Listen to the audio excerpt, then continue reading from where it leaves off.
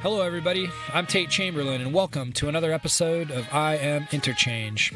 If you're tuning in for the first time ever, I Am Interchange is a community dialogue and debate fusing artists, activists, and entrepreneurs with different ideas and perspectives, coming together to address multiple topics and provoke thoughtful dialogue. Along the way, we'll be producing a series of mini episodes that feature guests from our debates and other interesting project goers. Today I have Brit Fontenot, who's the Economic Development Director for the City of Bozeman. We caught up to do a follow-up interview on our Coal Town event. You can find the actual event episode on iTunes at I Am Interchange. Hey, Britt. Hey, Tate. It's always a pleasure to be here. What'd you think of Coal Town? What'd you think of the actual event itself? It was an honor for me to be there. I was glad to participate and just be available to talk a little bit about what happens when a town like Colstrip suffers from a huge economic impact, like losing the jobs associated with 1 and 2 being shut down here in a couple of years. The main concerns that I got out of it, the two kind of mind-blowing pieces were the Crow tribe basically not being able to pivot their economy because they can't get a loan out from a bank because their homes are on sovereign land, and the deal is with the treaties they can't get a loan out because if they decide to sell, they have to sell it to the United States. That, and I think the automation were kind of the two most mind-blowing pieces to me. The other part that I thought was interesting was, was the length of time that we, the Montanans and folks in Colstrip, have known that this was coming.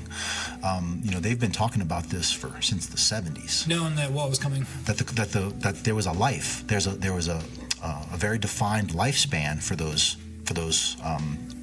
generating plants, and so some folks might say they've known about this for 15 or 20 years. Here we are, they're closing soon. So I was a little surprised that we haven't done more to date, knowing that this was on the horizon. So are they too late? Is Colstrip too late to the playing field to I guess we could say, pivot?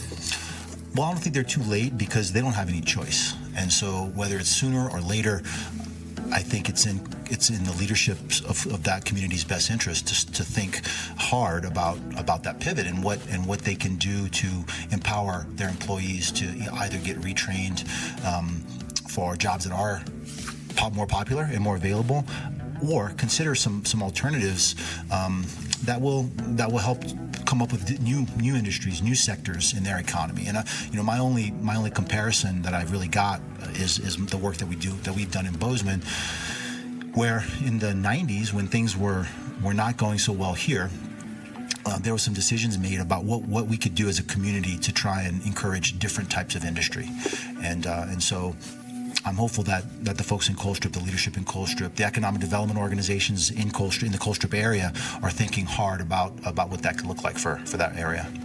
How about the Crow tribe? If you were in their shoes, what kind of steps would you be taking?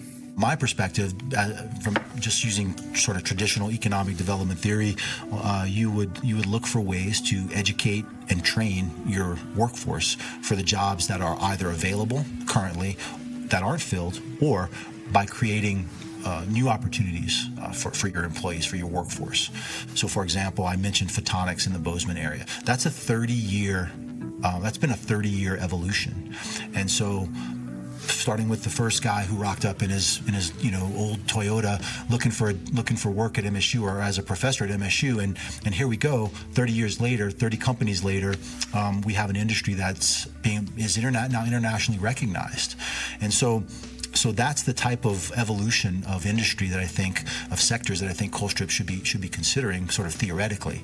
Now, practically, what does that mean? What is that industry? What's the thing that they should be focusing on? And it's not just one of them. It's every one that you can wrap your arms around and bring home. It's workforce training, it's education, it's dollars and investment dollars into your downtowns to try to stimulate a tourist economy, or some other way of getting dollars if they're not there to come in. In the Bozeman area, a couple of years ago, we saw the value of infrastructure improvement. So we built we assisted in building a fiber optic network. That's really important if we want to be a technology community. So I think there are some ways. There's not just one way. There's multiple ways, and it takes a lot of community support tribal support and leadership to make it happen. This episode is supported by Blunderbuss, an artist, activist, and entrepreneur's makerspace in Bozeman, Montana, the creative home for I Am Interchange. So do the current miners just need to finish out and not to be insensitive, but basically die off, and so a new generation can come in and be, fully on the same page of where we're going? Yeah, I think there are lots of things happening at the same time. There are trends that are occurring nationally and at the state level concerning aging workforce. So jobs will be created just by the virtue of people aging out of their jobs and retiring. That there's a huge wave of aging of our aging population nationwide that will be making jobs available for the new age of workforce, the new class of worker in the next 5, 10, 15 years. And so that's going to mean that there will be a lot of opportunity for sort of the new employee, the 21st century worker, the knowledge worker, maybe not so rooted or not so welded to the past industry, but maybe looking without the benefit of many, many years of that type of experience, are able to now look forward to new opportunities and new possibilities for new industry. Are we overreaching a bit by saying that coal strip's going to go away, or will they still be sustainable because of other markets and maybe even third world countries that need to get to where we're at? There's lots of other people that are in need of power. Sure. It's a complex question with a lot of different parts, and I think opinions will vary on this point, but strategic national security and strategic importance of coal are issues that I think deserve to be discussed, as well as environmental concerns, because they're both very real. Japan, for example, South Korea, who don't have access to the natural resources in their own countries, so they look to their partners, their trading partners, to determine where they can find those, while they simultaneously work on alternatives. So eventually, they're not dependent on fuel from other countries. I guess on a world scale, a statewide scale, what do cities like Colstrip and tribes like the Crow tribe need to do, and then what's the city of Bozeman doing to prepare for automation? Automation's coming. I am aware enough of the trends worldwide and nationwide to know that there are some aspects of automation that are going to take jobs away from people. How fast that actually arrives into Montana, I guess I don't really know when that's going to actually start. Where we have evidence of that actually happening in larger manufacturing centers where they're manufacturing these sort of consumer goods like washing machines and cars and things of that nature. I could see that coming much more quickly. When you're doing more small-scale manufacturing, high-tech manufacturing, for example, which is what we have more in the Bozeman area, I see that as coming on a little bit more slowly, but it's coming, and we need to have some strategies to deal with that. So I think that the leadership in the Colstrip area and the leadership of the tribes in that part of Montana should really be looking out and beyond the borders of their communities and the borders of their states and the borders of their tribal lands to look to other communities that have successfully seen it coming and are starting to think of ways to deal with the automation that's on its way.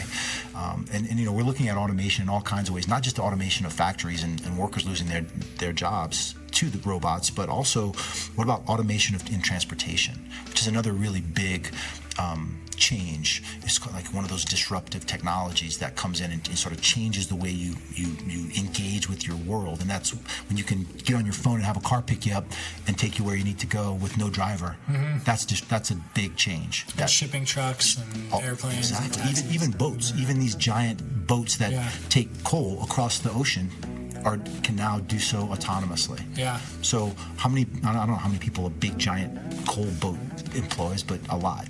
And so I mean this is real, and this is coming. So I think it's the right question. I also think it takes a very, very high level of thought, maybe 50,000 feet, to sort of come up with a statewide strategy or a sort of a nationwide strategy of dealing with the loss of jobs to automation. Renewable energy is asking for more than they can bite off at this time. I think the alternative energy sector, they're asking the right questions. I think and that is, hey, how long can we be dependent running on these fossil fuels? What is the logical end here? How does it end? Those are some reasonable questions that I think we need to be thinking about. Growing demand for alternative energy, people working on the windmills, less of a demand for linemen working on the energy grid. Maybe they'll reach an equilibrium at some point, but we need to think about the job creation that comes with alternative energy. So it's not just replacing one for the other, but we have to also think about what's the loss in the terms of the local economy when you do away with a coal-fired power plant, and how do we backfill those jobs so that the communities don't die too? Anything else you want to add? No, thanks. I appreciate this follow-up. This was really a good chance to have a little bit more thoughtful dialogue about it, about this issue. When we didn't get a chance to cover this very, very thoroughly during the podcast or during the panel, so this was a good opportunity. If you like our podcast, don't forget to support our Patreon page at www.patreon.com/I Am Interchange. That's IAM Interchange. Stay tuned for our upcoming water topic in Bozeman on August 29th. Is water a human right? We'll find out. This episode was produced by Chris Griffin, Tyson Lunn, and me, Tate Chamberlin.